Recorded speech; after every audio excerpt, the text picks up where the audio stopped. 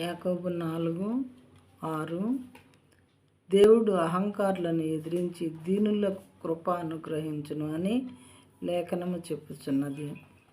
అహంకారులు అనంటే కొంతమందికి కండబలం ఉంటుంది. బాగా బలంగా ఉన్నారనుకోండి, బోళ్ళంత బలం ఉంది నా దగ్గర, ఎలాంటి వాడినైనా కొట్టేస్తాను, ఎదిరిస్తాను అనుకుంటూ ఉంటారు.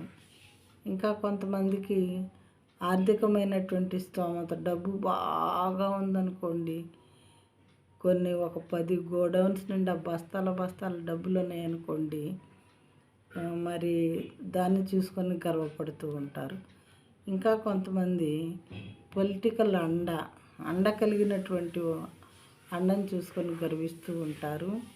అయితే మనకి ఈ రకాలైనటువంటి గర్వాలుంటే మనల్ని సృజించి మన కోసం సృష్టి మొత్తాన్ని సృష్టించి సంతోషంగా బ్రతకండి, సృష్టిలో ఉన్న సమస్తాన్ని అనుభవించని మన క్షేమం కోరుకున్నటువంటి మన దేవుడు, మరి మహోన్నతుడైనటువంటి తండ్రి, ఆయన మనల్ని చూసి ఏమనాలి? మన అమాయకత్వం చూసి, మన గర్వం చూసి, అహంకారం అనేది అస్సలు దేవునికి ఇష్టం లేనటువంటి క్వాలిటీ అంట. చాలా చోట్ల రాయబడి ఉన్నది పరిశుద్ధ గ్రంథంలో.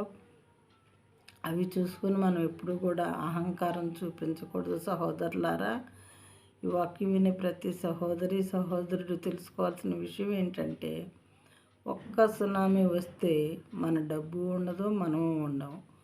ఒక్క భూకంపం గట్టిది వస్తే 100 కిలోమీటర్ల దూరం లోపలికి భూమిలోకి వెళ్ళిపోతాము. వాటి నుండి తప్పించే వాళ్ళు ఎవరు? మన డబ్బు మనల్ని తప్పిస్తుందా? మరి పొలిటికల్ అండలు మనల్ని తప్పిస్తాయా?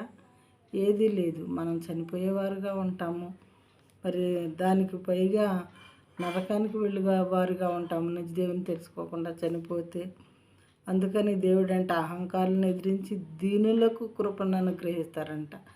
దీనత్వం కలిగి ఉండాలి. మనకి ఎన్నున్నా కానీ ఇతరులకు సహాయం చేస్తూ దేవుని వాక్యాన్ని హృదయంలో పెట్టుకుని బ్రతకాలని ఆయన కోరుకుంటూ ఉన్నారు.